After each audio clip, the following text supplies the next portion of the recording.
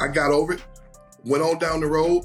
It took me about 48 hours to get over the fact that I wasn't going to play football no more. From Bo Jackson, whose warrior mentality cost him MLB dominance, to Lyman Bostock, who was murdered in a tragic case of mistaken identity at just 27, to Brian Taylor, whose $1 million arm was destroyed while defending his brother in a fight. These are MLB players whose careers ended far too soon, starting with Lou Gehrig.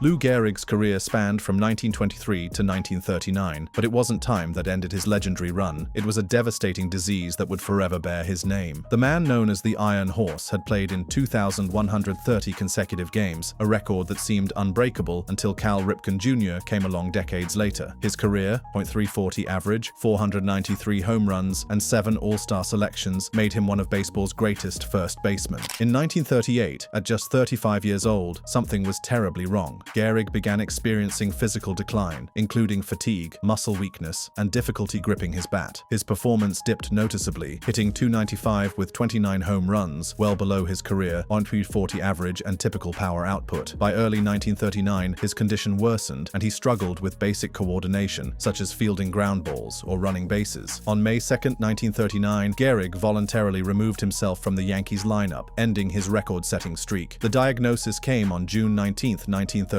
amyotrophic lateral sclerosis, ALS, at the Mayo Clinic, a disease with no cure that progressively paralyzes the body. On July 4, 1939, Gehrig stepped to the microphone at Yankee Stadium for what would become one of the most iconic speeches in sports history. Despite facing a terminal illness, his words carried remarkable grace and gratitude as he addressed the crowd. For the past 2 weeks, you've been reading about a bad brag. Today, I consider myself the luckiest man on the face of the earth. That I might have been given a bad break, but I've got an awful lot to live for. Gehrig played only 8 games in 1939, batting .143 with no home runs. He passed away on June 2, 1941, at age 37. Lou Gehrig's career ended far too soon due to ALS, but this next MLB player chose to retire early to preserve his health. Sandy Koufax.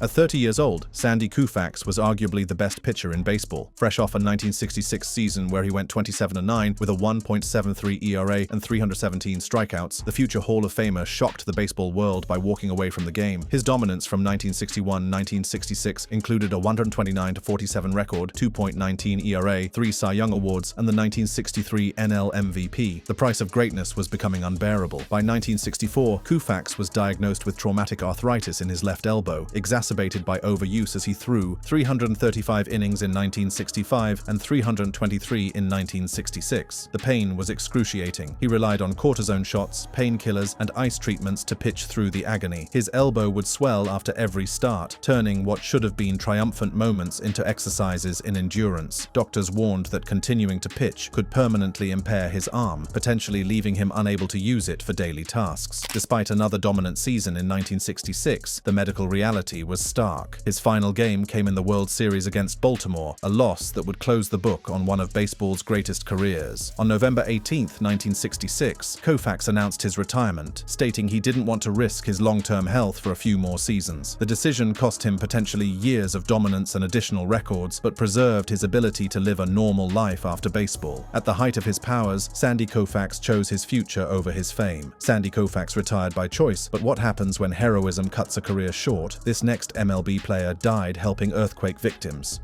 Roberto Clemente. December 31, 1972, should have been a night of celebration as the world prepared to welcome 1973. Instead, it became one of baseball's darkest moments. Roberto Clemente, a 12-time All-Star, 4-time batting champion, and 1966 NL MVP, was deeply committed to humanitarian efforts. The Pittsburgh Pirates legend had just completed another stellar season, hitting .312 in 102 games and reaching exactly 3,000 hits on September 30, 1972, becoming the first Latin American player to achieve the milestone. After a devastating earthquake struck Managua, Nicaragua, on December 23, 1972, Clemente organized relief efforts to deliver supplies. But there was a problem. Learning that earlier aid shipments had been diverted by corrupt officials, Clemente decided to personally accompany a shipment to ensure it reached those in need. His former teammate remembered the kind of person Clemente was, someone who commanded respect through his character and ability on the field. He was my teammate, my friend, and my hero. Ben, he was fascinating. He had the ability, let me phrase it this way, to take a 10-year Major League veteran and turn him into a 10-year-old kid because you didn't want to take your eyes off him. On December 31st, 1972, Clemente boarded a DC-7 cargo plane in San Juan, Puerto Rico. The overloaded plane, with a history of mechanical issues, crashed into the Atlantic Ocean shortly after takeoff due to engine failure. Clemente and 4 others were killed, and his body was never recovered. At age 38, with no signs of decline, Roberto Clemente's mission of mercy became his final act. While Clemente's humanitarian mission proved fatal, this next MLB player's passion for flying led to an equally tragic end at age 32. Thurman Munson. Thurman Munson was the heart and soul of the New York Yankees during their championship runs in 1977 and 1978. The Yankees captain and 7-time All-Star embodied everything the organization stood for: grit, determination, and an unwavering commitment to winning. His 1976 AL MVP award capped off a career that saw him become one of the game's premier catchers, known for his clutch hitting and exceptional leadership behind the plate. Away from baseball, Munson was passionate about aviation and had earned his pilot's license, purchasing a Cessna Citation jet to spend more time with his family in Ohio between games. It was a way to balance his demanding career with his desire to be present for his wife and children. August 2nd, 1979 was a day off for the Yankees, and Munson decided to use it for what he loved most outside of baseball. While practicing takeoffs and landings at Akron-Canton Airport in Ohio, tragedy struck. During a touch-and-go landing, he misjudged the descent, and the plane clipped trees, crashed, and caught fire. Munson suffered a broken neck and died of asphyxiation from inhaling toxic fumes. 2 passengers survived, but the Yankees had lost their captain forever. Former teammate Bucky Dent's words captured the devastating impact of losing someone so central to the team's identity and success. He meant a lot. He was our captain. I mean, he was a tremendous teammate and a guy we loved. For us and the Yankee organization, playing with him, it was definitely a shock. Munson's final game was on August 1st, 1979, a 9-1 Yankees win over the Chicago White Sox, where he went 0 for 3. At 32, the pilot's seat claimed the life that baseball had made legendary. Plane crashes aren't the only sudden endings. This next MLB player collapsed during a workout, and his Hall of Fame trajectory ended instantly. J.R. Richard. Standing 6'8", with a fastball that touched 100 mph, J.R. Richard was one of baseball's most dominant pitchers from 1976-1980. The Houston Astros ace was an intimidating presence on the mound with a combination of size, velocity, and a devastating slider that left hitters helpless. He posted an 84-55 record with a 2.79 ERA and led the NL in strikeouts in 1978 with 303 and 1979 with 313. The 1980 season started brilliantly for Richard. He started the All-Star game and was 10-4 with a 1.90 ERA through July, looking every bit like the Cy Young candidate many expected him to become, but something was wrong. Richard began experiencing arm fatigue and numbness, which he reported to trainers. The symptoms were dismissed by some as the complaints of a pitcher looking for rest. On July 14th, he left a start early due to discomfort, and skeptics questioned his toughness. The criticism stung, but Richard knew something wasn't right with his body. 2 weeks later, the truth became horrifyingly clear. While working out at the Astrodome on July 30th, 1980, Richard collapsed from a stroke caused by a blocked artery in his neck. The stroke required emergency surgery to remove the clot and left him with impaired coordination and weakness. Richard attempted a comeback in the minors from 1981 to 1983, but lacked the velocity and control that made him a star. At just 30 years old, with a 107-71 career record, J.R. Richard's Hall of Fame trajectory ended on a hospital gurney. Richard's stroke ended everything overnight, but this next MLB player watched his championship dreams slowly disappear through chronic back pain. Don Mattingly.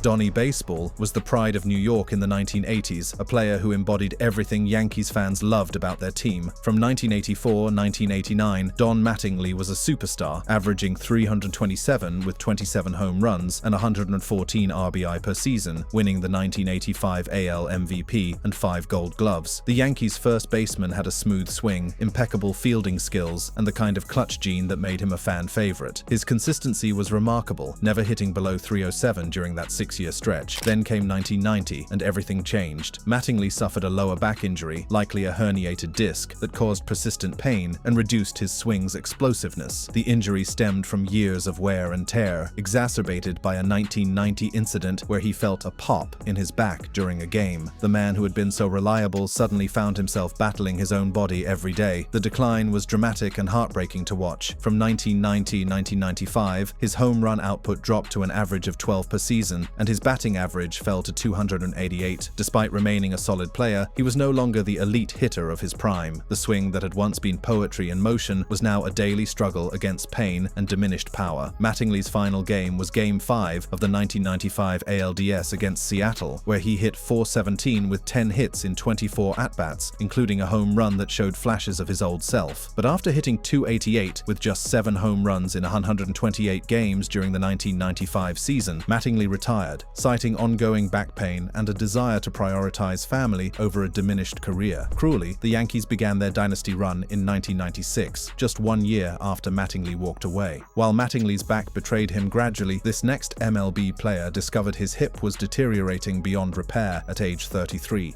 Albert Belle.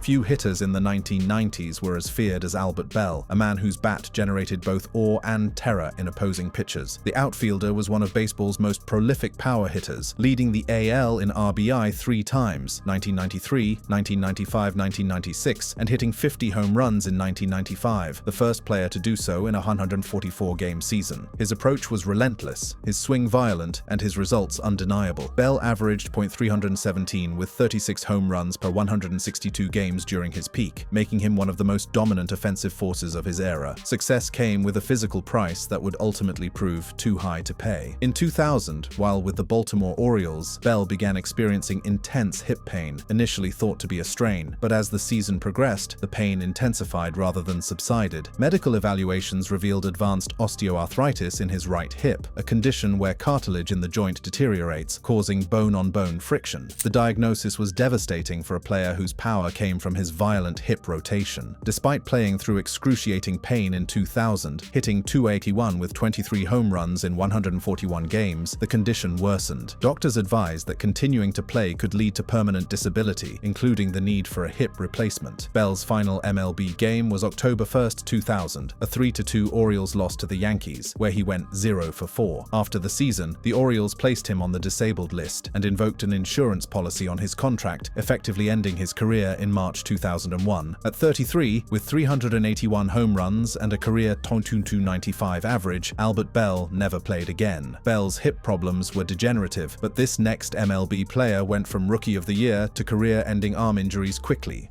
Mark Fidrych.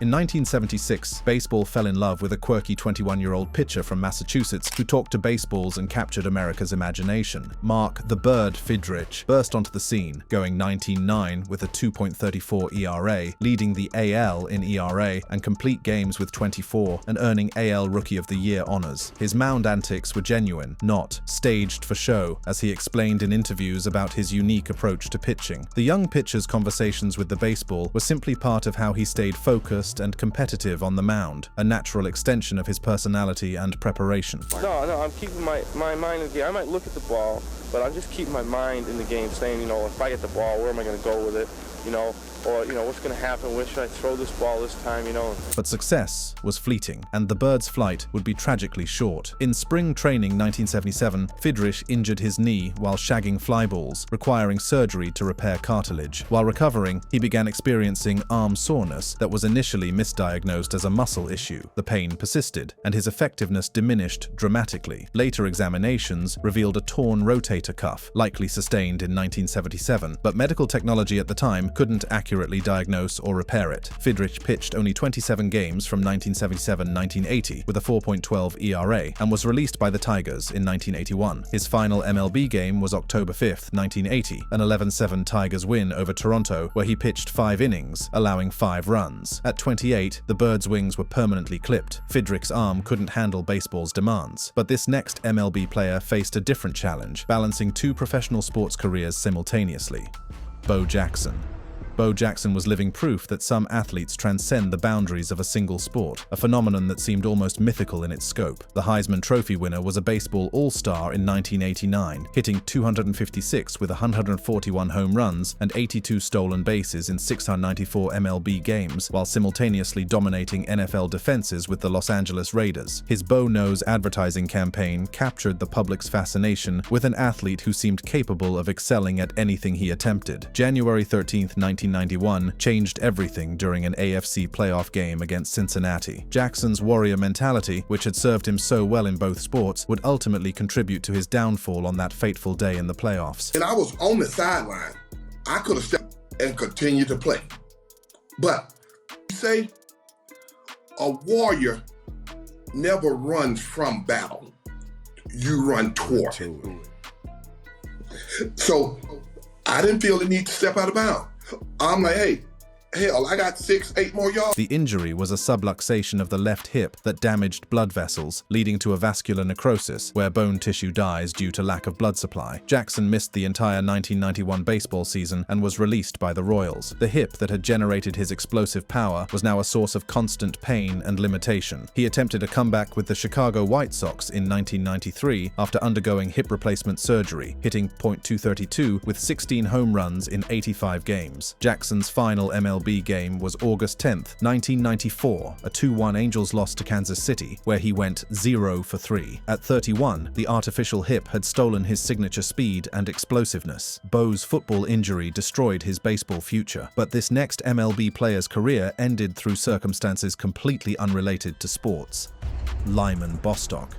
Few stories in baseball history are as tragic and senseless as that of Lyman Bostock, a rising star whose life was cut short by random violence. Bostock's career spanned from 1975 to 1978, during which he established himself as a contact-hitting outfielder with speed, posting 52 stolen bases and a career .311 average with a .365 OBP. He had signed a lucrative free agent deal with the California Angels before the 1978 season, becoming one of the first players to benefit from the new era of player movement and increased salaries. September 23, 1978 should have been just another day in a promising young career. Bostock was visiting family in Gary, Indiana after a game against the Chicago White Sox. He was riding in the backseat of a car driven by his uncle, along with 2 women, one of whom was the sister of a childhood friend. The group was simply enjoying an evening together, unaware that tragedy was approaching. The estranged husband of one of the women, Barbara Smith, approached the car at a stoplight and fired a shotgun blast, intending to target his wife but striking Bostock in the temple instead. The shooter, Leonard Smith, was later acquitted by reason of insanity after serving less than a year in a mental institution. Bostock died hours later at a local hospital, becoming one of the few MLB players killed during their active career. Bostock's final MLB game was earlier that day, September 23, 1978, a 5-4 Angels loss to the White Sox at Comiskey Park, where he went 2 for 4 with a double. He was hitting .296 for the season, and following a breakout 1977 campaign where he hit .336 with 14 home runs. At just 27 years old, Lyman Bostock's promising career ended in a hospital bed, the victim of a crime that had nothing to do with him. While Bostock was murdered senselessly, this next MLB player faced a different kind of destruction, his own body constantly breaking down. Mark Prior. Mark Prior was the number 2 overall pick in the 2001 draft, a pitcher with textbook mechanics and devastating stuff that made scouts salivate. His 2003 season was dominant, 18-6 with a 2.43 ERA and 245 strikeouts, leading many to believe the Chicago Cubs had finally found their ace for the future. Prior was often compared to legends like Tom Seaver, with his smooth delivery and 4-pitch arsenal that seemed destined for Cy Young awards and Hall of Fame consideration, but baseball can be cruel to those who seem to have everything. Prior began facing setbacks in 2004 with Achilles tendonitis, the first sign that his body might not be able to handle the workload his talent demanded. A pivotal moment came on May 27, 2005, when he was hit by a line drive from Brad Harper, fracturing his right elbow and sidelining him for over a month. Subsequent shoulder strains and labrum tears followed, leading to arthroscopic surgery in 2006 and Tommy John-like shoulder reconstruction in 2007 by Dr. James Andrews. Despite multiple minor league comeback attempts with teams like the Padres, Rangers, Yankees, Red Sox, and Reds, persistent pain and reduced velocity prevented a sustained return. Prior's last MLB appearance was on August 10, 2006, a 6-4 Cubs loss to Milwaukee, where he pitched 6 innings but allowed 4 runs. He made only 9 starts that year due to injuries, and his career stats reflected a brief peak, 42-29 with a 3.51 ERA and 757 strikeouts in 657 innings. innings. Pryor officially retired in December 2013 at age 33 after a final shoulder strain in the Reds' system. The can't-miss prospect missed everything that mattered most. Pryor's injuries accumulated over time, but imagine waking up one morning completely blind. That's how this next MLB player's career ended. Kirby Puckett. The morning of March 28, 1996 began like any other spring training day in Fort Myers, Florida, but it would end Kirby Puckett's Hall of Fame career in the most unexpected way. Puckett was a Minnesota Twins icon, known for his infectious energy and clutch play, including 10 Gold Gloves and 2 World Series titles in 1987 and 1991. His career spanned 12 seasons, all with Minnesota, posting a .318 average, 207 home runs, and 1,085 RBI. The 1995 season had shown no signs of decline as he hit .314 with 23 home runs. Puckett woke up unable to see out of his right eye, describing it as like a black curtain had come down. Initially diagnosed with glaucoma, further tests revealed a central retinal vein occlusion, a condition where a blood clot blocks the vein draining the retina, leading to sudden blindness. The condition was possibly linked to hypertension or other vascular issues that had gone undetected. He underwent 3 laser surgeries over the next few months, but his vision did not improve sufficiently for professional play, reduced to 2400 in the affected eye. The inability to track fly balls or pitches effectively made it impossible for him to continue playing at the major league level. In his retirement announcement, Puckett's words reflected both his disappointment and his gratitude for what baseball had given him. It's a tough day for me because I can't sit here and lie to you and say that I'm not going to miss the game, because I am. I've missed it ever since March 28th when I haven't been able to perform. I've been a Minnesota Twin for this is my 13th year, and I'm proud to say that I've played with a lot of pride and a lot of class and integrity when I put the uniform on, and that's the part I miss the most.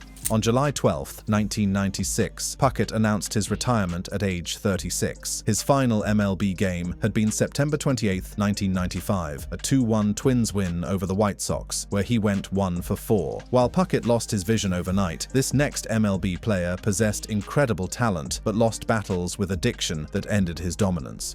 Dwight Gooden. Dwight "Doc" Gooden exploded onto the scene as a 19-year-old rookie in 1984, winning Rookie of the Year with a record 276 strikeouts. His 1985 season was historic, 24-4, with a 1.53 ERA and the Cy Young Award. At just 20 years old, Gooden seemed destined for a Hall of Fame career that would rewrite the record books. By age 23, he had 91 wins and over 1,100 strikeouts, a trajectory that suggested 300 wins and 4,000 strikeouts were realistic goals. But off-field troubles began surfacing early in his career. He tested positive for cocaine in 1986 and entered rehab in 1987 after missing spring training. The pattern of substance abuse would plague him throughout his career, robbing him of consistency and prime years. Further relapses led to a 60-day suspension in 1994 for violating his aftercare program and a full-season ban in 1995. Shoulder injuries in the mid-1990s, including rotator cuff problems, further eroded his velocity and command, turning him from a dominant ace into a journeyman pitcher. The combination of substance abuse issues and physical deterioration created a perfect storm that derailed what should have been one of the greatest pitching careers in baseball history. Gooden's final MLB season in 2000 saw him bounce between 3 teams, the Astros, Devil Rays, and Yankees, posting a 4-7 record with a 4.58 ERA in 29 appearances. His last game was September 29, 2000, a 13-2 Yankees loss to Baltimore, where he pitched 1 inning in relief. By then, at age 35, his once unhittable fastball and curveball had lost their edge due to injuries and years of substance-related disruptions. He attempted a comeback in 2001, but retired after failing to secure a contract, having accumulated 194 wins and 2,293 strikeouts over 430 games. What could have been 300 wins became a cautionary tale about talent squandered and demons that proved stronger than even the most gifted arm in baseball. Gooden's demons derailed his career after it started, but this next MLB player never even got his major league opportunity due to injury. Brian Taylor. The Yankees thought they had found their next franchise pitcher when they selected Brian Taylor with the #1 overall pick in the 1991 MLB draft. Taylor signed a record $155 million bonus and progressed quickly through the system, posting a 2.57 ERA in High A in 1993. Hailed as the best pitching prospect since Dwight Gooden, scouts marveled at his 98 mph fastball and devastating slider. The future seemed limitless for the young left-hander from North Carolina. December 18, 1993, changed everything in the most unexpected way possible. While defending his brother in a confrontation in Beaufort, North Carolina, Taylor threw a punch, fell awkwardly, and dislocated his shoulder, tearing the labrum. The injury had nothing to do with baseball, yet it would destroy a career that had barely begun. Surgery in 1994 failed to restore his 98-mile-per-hour fastball, and his control suffered permanently. The decline was swift and merciless. Taylor attempted rehab and minor league comebacks from 1995-1998 with the Yankees, but his ERA ballooned to 14.33 in 1995. The pitcher, who had once been compared to legends, now struggled to throw strikes consistently. Brief stints with the Mariners in 1999 and Indians in 2000 organizations yielded no improvement. Taylor retired at age 28 without a single MLB appearance, making him perhaps the most tragic what-if story in Yankees history. His final minor league game was in 2000 in the Indian system. The punch, thrown to defend family honor, cost him everything he had worked for, turning the Yankees' next ace into a cautionary tale about how quickly dreams can shatter. Taylor never made the majors, but this next MLB player was already a rising star when one devastating pitch ended his promising future. Tony Conigliaro. August 18, 1967 was a typical summer evening at Fenway Park until one pitch changed the trajectory of a promising career and highlighted the dangers lurking in America's pastime. Tony Conigliaro was just 22 years old, but already a star, having led the AL with 32 home runs in 1965 and accumulating 104 home runs by age 22. The local Boston kid was living every fan's dream, playing for his hometown team and establishing himself as one of baseball's rising power hitters. The fastball from California Angels pitcher Jack Hamilton struck Conigliaro in the left cheekbone with devastating force. A former teammate who witnessed the beaning from the on-deck circle recalled the horrifying scene decades later, describing how different this injury was from typical hit-by-pitch incidents. Jack, I was in the on-deck circle.